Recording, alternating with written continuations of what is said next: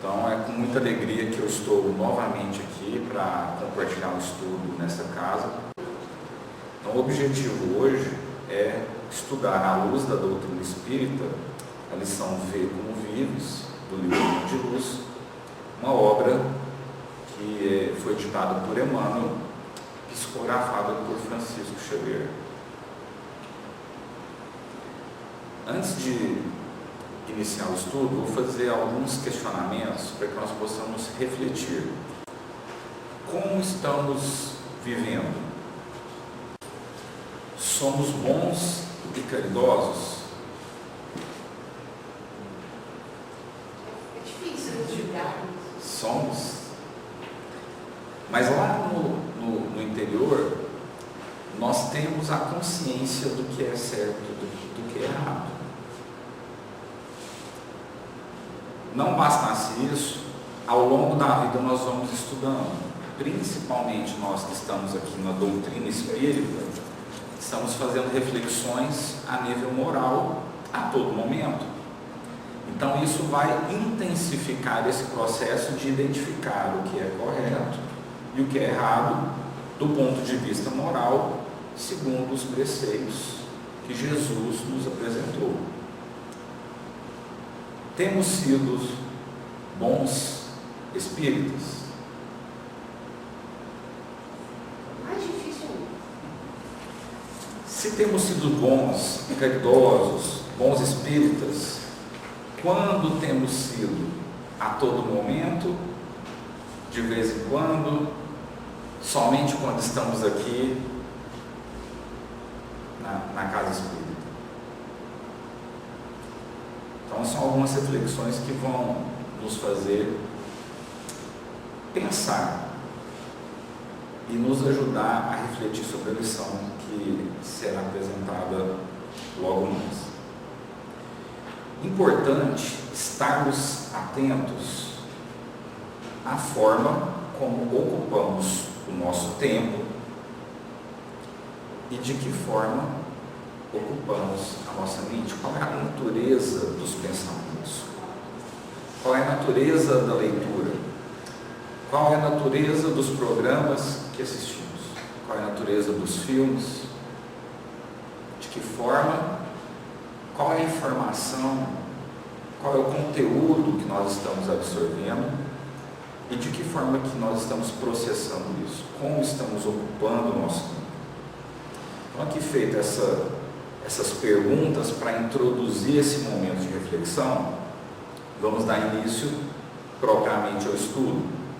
Na lição 2, Vê como Vives, é apresentado um trecho do Evangelho de Lucas, uma passagem de Jesus, e chamando 10 servos seus, deu-lhes 10 minas e disse-lhes: negociai até que eu venha. Mas que história é essa? Jesus pedindo para que nós possamos negociar. Nós vamos perceber que há uma semelhança entre esse estudo e a parábola dos talentos. Todos aqui conhecem a parábola dos talentos, não conhecem? Então vamos tentar compreender isso aqui.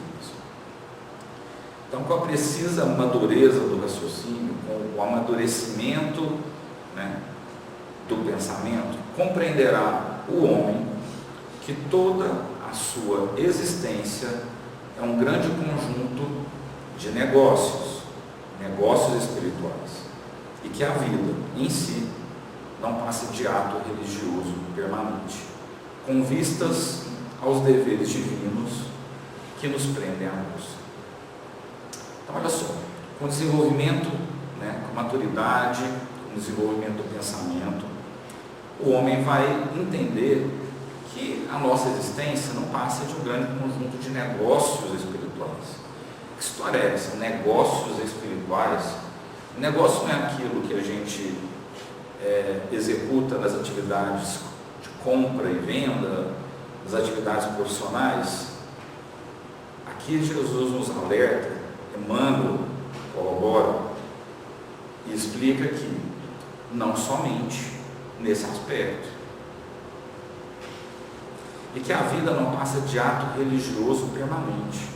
Ou seja, o momento religioso não deve estar circunscrito apenas àquele momento que nós estamos dentro de uma instituição religiosa, seja dentro de uma casa espírita, seja dentro de uma igreja, seja dentro de um templo, de outras religiões. Negócios espirituais são permanentes durante toda a nossa vida, toda a nossa existência. Para quê? Para que nós possamos atender os deveres divinos que nos ligam a Deus. Se não for assim, se não conseguirmos desempenhar negócios de cunho espiritual durante todo o tempo que nós dispensamos aqui, nós não vamos conseguir evoluir moralmente. Então aqui cabe uma reflexão importante.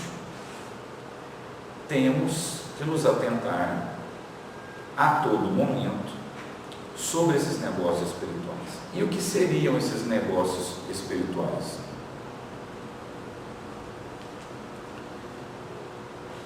As pessoas comuns, o mundo em geral, exige testemunhos de fé das pessoas que são aquelas detentoras de incumbências religiosas nas instituições.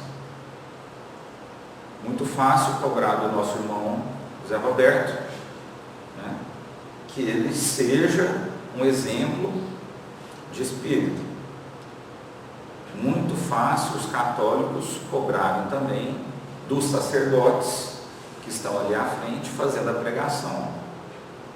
E não se preocupar em exemplificar aquilo durante o dia a dia, durante o cotidiano comum, seja em família, seja no trabalho, seja na comunidade em geral.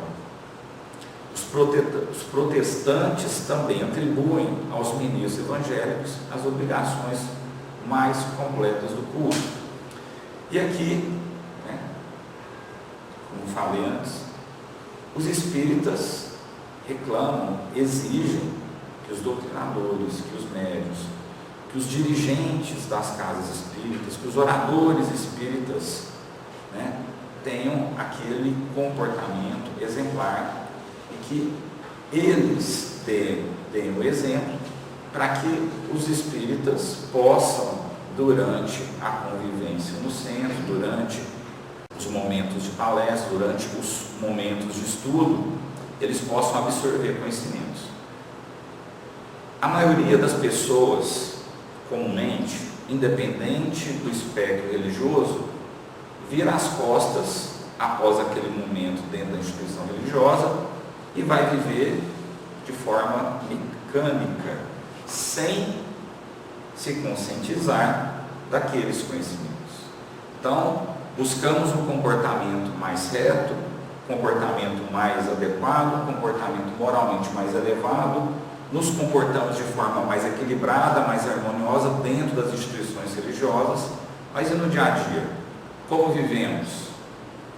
De que forma nos comportamos no momento que levamos uma fechada no trânsito?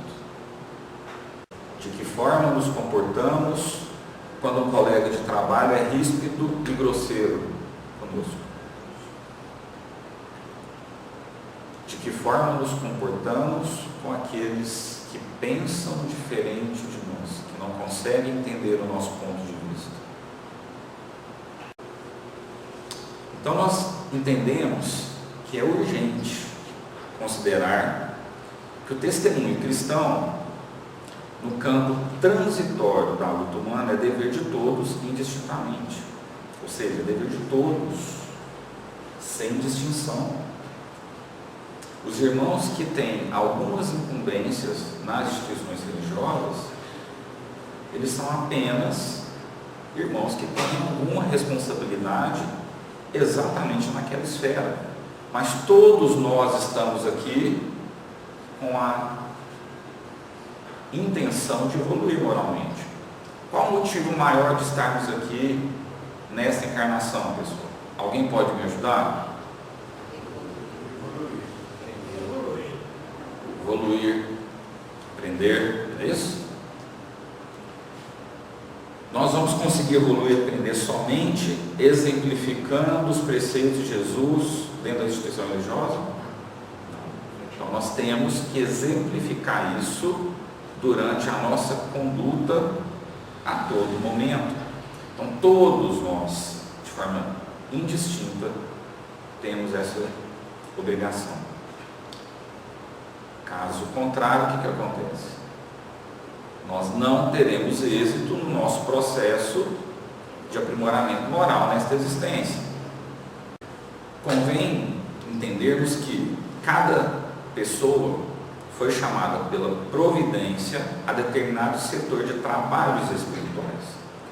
E aqui nós vamos começar a compreender de forma mais direta e objetiva os negócios espirituais que Emmanuel fala no início da lição. Comerciante, tem algum comerciante aqui, pessoal? Bem, está em negócios de suprimento e de fraternidade. O senhor fornece, ou alguma mercadoria, ou algum serviço, mas essa atividade comercial pode ser feita com educação ou com grosseria. Pode ser feita com gentileza ou pode ser feita com falta de caridade. Então, além do trabalho material que envolve a vida do comerciante, a forma como isso acontece importa, pessoal. Se é um ambiente ali, naquele estabelecimento comercial, de harmonia, de gentileza, de trato respeitoso com os funcionários subordinados, de trato respeitoso com a clientela, de trato respeitoso, de uma negociação justa e honesta com os fornecedores, qual é o ambiente que vai imperar naquele negócio, naquele comércio? Agora, se é um ambiente de tratamento desrespeitoso, explora-se ali a mão de obra das pessoas que trabalham, exigindo, por exemplo, trabalho em horas extras, não remuneradas. Se você trata de forma grosseira e ríspida os clientes, se você quer sempre tirar vantagem, dos seus fornecedores na negociação, qual é a atmosfera que vai reinar naquele momento ali, naquele estabelecimento? Muda de figura, pessoal. Então o comerciante, ele está ali não somente para negociar, entregar uma mercadoria ou um serviço e receber por isso. Ali naquele ofício existe uma oportunidade espetacular de exemplificar os ensinamentos de Jesus. É ou não é, pessoal?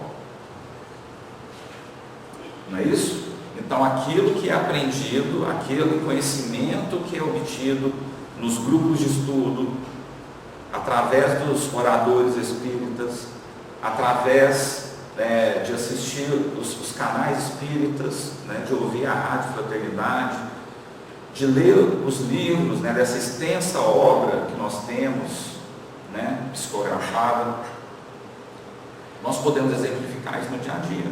E isso pode fazer toda a diferença na nossa existência, na existência daqueles que convivem ali com aquele comerciante. O administrador permanece em negócios de orientação, distribuição ou delegação e responsabilidade. Se um gerente, se um diretor, no exercício do seu ofício, orienta bem aqueles que estão sob a sua responsabilidade,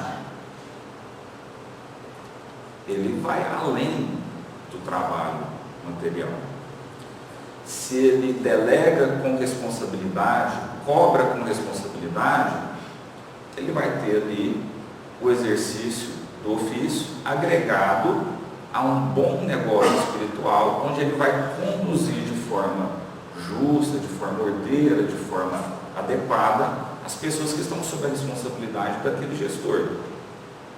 Se o inverso acontece, de forma análoga ao exemplo dado aqui do comerciante, ele também pode criar um ambiente de disputa, um ambiente de contenda, um ambiente desagradável, um ambiente de energias densas que podem contribuir para desequilibrar o ambiente e as pessoas que ali convivem. A forma como o administrador executa o seu trabalho faz diferença ou não, pessoal? Então, ele pode estar além de executando ali o seu trabalho material, ele pode fazer isso de uma forma leve, fluida, de acordo com os preceitos de Jesus, e pode assim contribuir através desse exemplo, dessa conduta, para o crescimento de outras pessoas, mesmo que professem fé diferente. Ali não precisa se ficar claro, né, qual que é o credo religioso de cada um. A conduta moral vai apresentar um bom exemplo e vai conduzir pessoas a agir melhor. O servidor é trazido a negócios de obediência e edificação. Ainda que um subordinado tenha conhecimento para ocupar o posto de chefia, ele deve, naquele momento, respeitar a hierarquia, respeitar a incumbência que lhe foi passada, deve contribuir para aquele organograma, para que aquele processo de trabalho seja bem executado e aguardar de forma paciente a oportunidade para que ele possa crescer. Então, a conduta do subordinado pode também influenciar a sua existência e a de outros. Mudando um pouco a esfera do ambiente profissional para o ambiente doméstico. Mães e pais foram convocados a negócios de renúncia, de exemplificação e devotamento. Não estamos falando aqui de um trabalho remunerado, de um trabalho no campo do mundo dos negócios.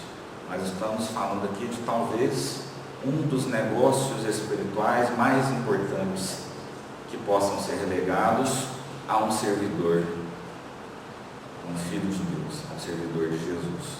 Não é isso, pessoal?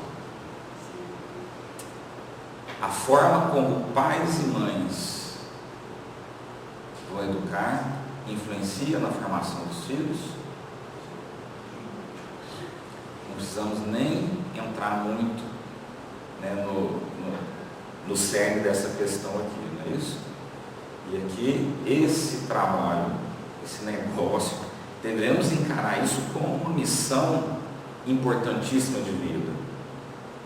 Porque o trabalho material ele serve simplesmente para que nós possamos conviver com as pessoas, efetuar o nosso aprendizado no campo da sociedade, no trato ali com as pessoas e levantar os recursos financeiros necessários à nossa sobrevivência. Mas nós observamos aqui que, além disso, uma série de aprendizados e de contribuição que nós podemos oferecer para as pessoas a nível espiritual também faz parte desse processo. Mas agora, quando a gente volta para o lar, nós temos ali a obrigação de criar, prover, educar, orientar e conduzir espíritos que foram confiados a pais e mães, de forma que eles estejam preparados para que, quando adultos, possam cumprir a missão, né, que vieram aqui executar. Então, nós percebemos aqui que a responsabilidade é grande, é importante, e aqui a renúncia de tempo, de esforço, dispêndio financeiro, o bom exemplo a todo momento, mesmo quando estamos cansados do trabalho, mesmo quando estamos exaustos, Porque o trabalho material termina, mas o trabalho no lar continua. Então aqui nós temos um negócio espiritual extremamente importante para conduzir durante a vida aqueles que têm a missão da paternidade e da maternidade.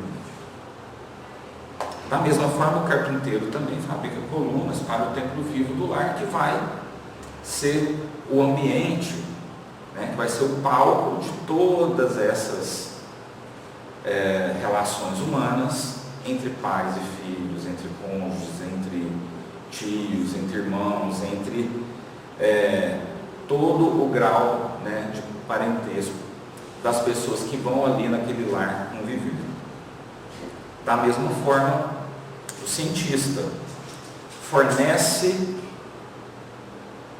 soluções, fornece progresso para melhorar o bem-estar do mundo, seja através do desenvolvimento de uma vacina, através do desenvolvimento de um equipamento tecnológico, seja através do desenvolvimento de um fertilizante, uma semente nova, uma nova variedade de alguma cultura, enfim.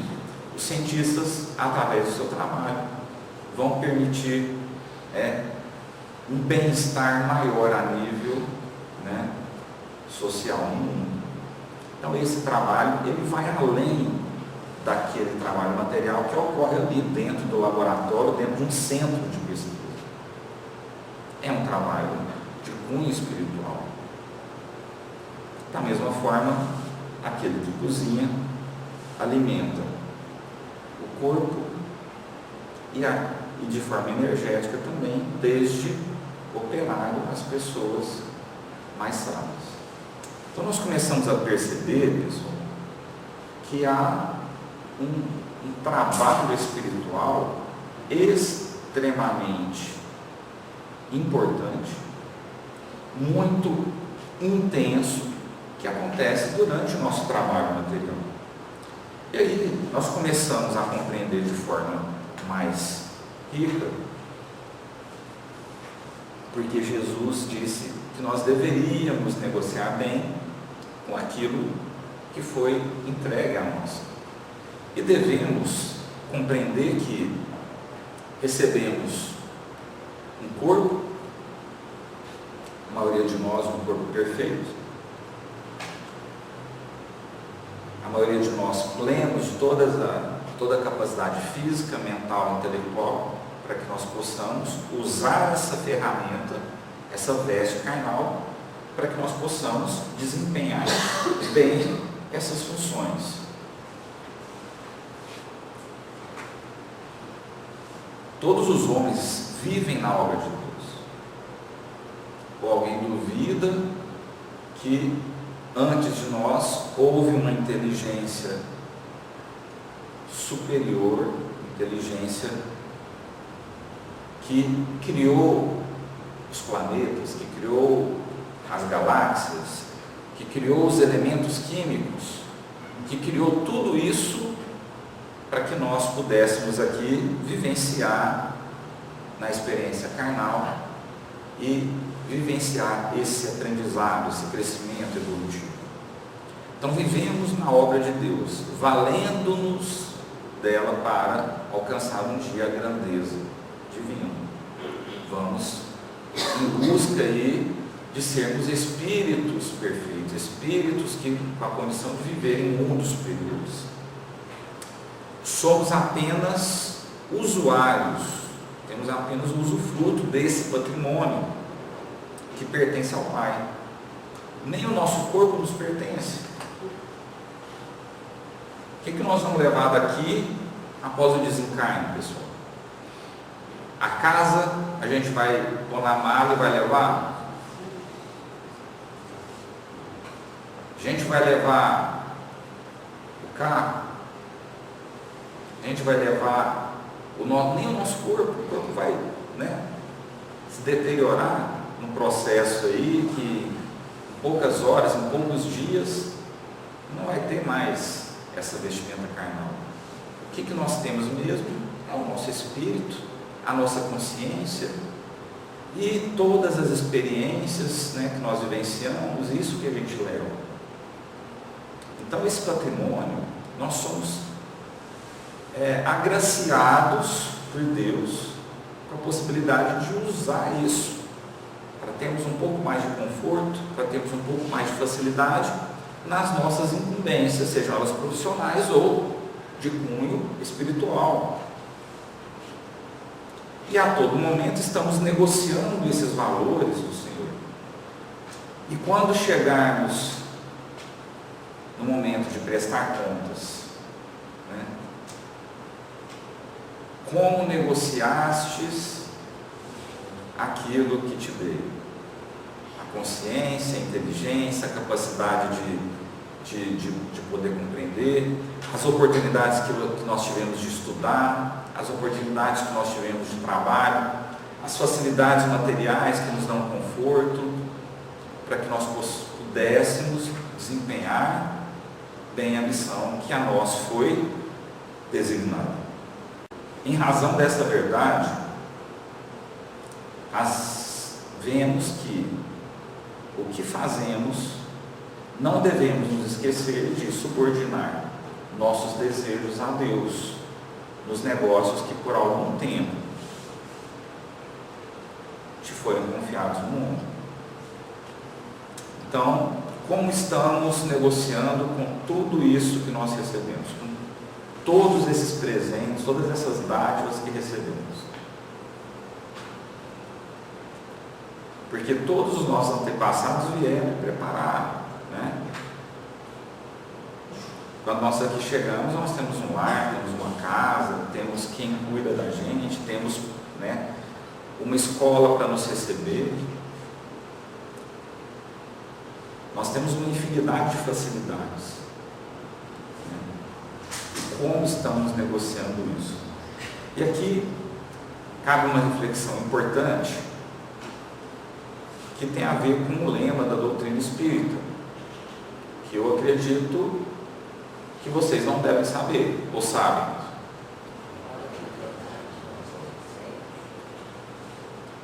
Então, de que forma que nós vamos ter condições de negociar melhor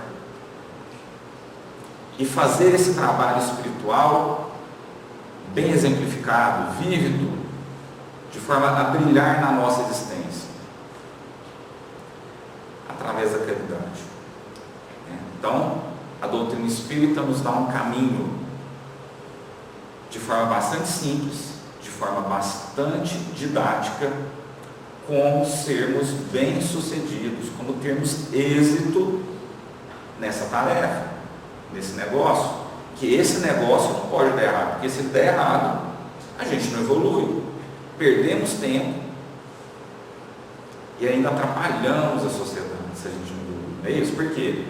Ocupamos aqui, nessa existência, o espaço de alguém, para que nós possamos estar aqui. Alguém deixou de estar nesse momento, vivenciando essa oportunidade, está lá na erradicidade, esperando uma oportunidade para ter uma vaga aqui, não é isso? Então sejamos caridosos. E a doutrina espírita nos apresenta esse lema como uma norma a ser seguida. Pois é na caridade que vamos procurar a paz no nosso coração, o contentamento da alma e o remédio contra as aflições da vida. Podemos assim deixar o nosso fardo mais leve e o daqueles que convivem conosco também. Devemos estar atentos também que a caridade pode ser exercida por meio do perdão, e que aqui é uma grande ferramenta para que nós possamos nos desvencilhar do caminho de erro e trilhar um caminho mais correto. Porque o perdão, ele é mais importante para quem, pessoal? Para quem dá ou para quem recebe? Para quem dá. Porque olha só, se nós sentimos raiva, ódio, desprezo, sentimento de vingança, quem sente isso? Somos nós ou o alvo desse sentimento? Isso tudo é emanado por quem sente. Então o ato de perdão é um ato de libertação, E aí nós vamos deixar de carregar um peso, vamos cortar um laço fluídico ali entre nós e outro irmão, e vamos caminhar mais leves, mais felizes. Importante também exercitarmos a gratidão. Isso ajuda também. Agradecer por tudo isso, por todas essas benesses, todo esse patrimônio que foi a nós, que herdamos de Deus de forma temporária, que nós estamos usufruindo nesse momento. Então vamos agradecer por tudo isso e pedir fé para os dias, enfrentar as lutas, os dias que virão. E aqui convém lembrar que toda reforma interior e toda mudança para melhor depende exclusivamente da aplicação do nosso próprio esforço. Então aqui não é culpa nem responsabilidade de ninguém, a não ser de nós mesmos. Nós somos os senhores do nosso destino, e qualquer mudança que queiramos implementar depende apenas do nosso esforço, da nossa vontade, da nossa disciplina em aplicar essa vontade rumo à evolução, rumo a uma mudança para melhor. E assim, dessa forma, exercitando a caridade, a gratidão e nos esforçando de forma disciplinada para entender que a nossa responsabilidade espiritual, ela ocorre a todo momento, inclusive em desdobramento. Nós temos ferramentas para que nós possamos orar, estarmos em momento de equilíbrio harmonioso, para que nós possamos nos recolher, para que nós possamos, em desdobramento, também continuar nesse processo, nessa vibração. Então, temos que ter a consciência que a todo momento nós temos esses negócios espirituais e que nós precisamos nos conscientizar que esse é o principal motivo de estarmos aqui. Então, esses momentos que nós vivenciamos, que são muito prazerosos, que são muito agradáveis na casa espírita, eles servem apenas de refrigério, para que nós possamos ali reciclar algum conhecimento, tirar alguma dúvida, às vezes buscar um alívio, um lenitivo pelo meio do passe, pelo meio do tratamento espiritual que ocorre dentro da casa, a partir do momento que aqui nós entramos, um momento para que a gente possa relaxar, apenas isso. Mas a obrigação de estarmos atentos, negociando bem espiritualmente, ela deve ocorrer a todo momento. Por que nós levamos tão a sério a escola, a universidade, o trabalho? Dedicamos uma carga horária absurda para a escola. Quem termina um doutorado passou ali, em média, 25 anos estudando em cadeiras escolares. Desde o momento que entrou ali no maternal, passa para o segundo grau, passa para a universidade, graduação, mestrado, doutorado, mais ou menos 25 anos. Aqueles que não fazem doutorado para o mestrado em torno de 22, 21 anos, 20, 21 anos. Quem para na graduação em torno de 18 a 20 anos, dependendo do curso. Ou seja, dedicamos muito tempo, estudamos muito com afinco para passar pelas provas, pelos exames. Começamos uma vida profissional, dedicamos ali pelo menos 8 horas por dia, fora o tempo de transporte, fora o tempo de preparação. Estudamos cursos técnicos, cursos práticos, para que nós possamos desempenhar bem a nossa função, e somos extremamente disciplinados ali naquele momento. Por que com o trabalho mais importante da nossa existência não temos esta mesma dedicação, esta mesma disciplina, este mesmo comprometimento esse mesmo profissionalismo. Então está na hora de sermos mais dedicados, mais profissionais com esse trabalho, com esse negócio de desenvolver espiritualmente a nossa existência e contribuir para aqueles que convivem conosco. Muito obrigado pela atenção.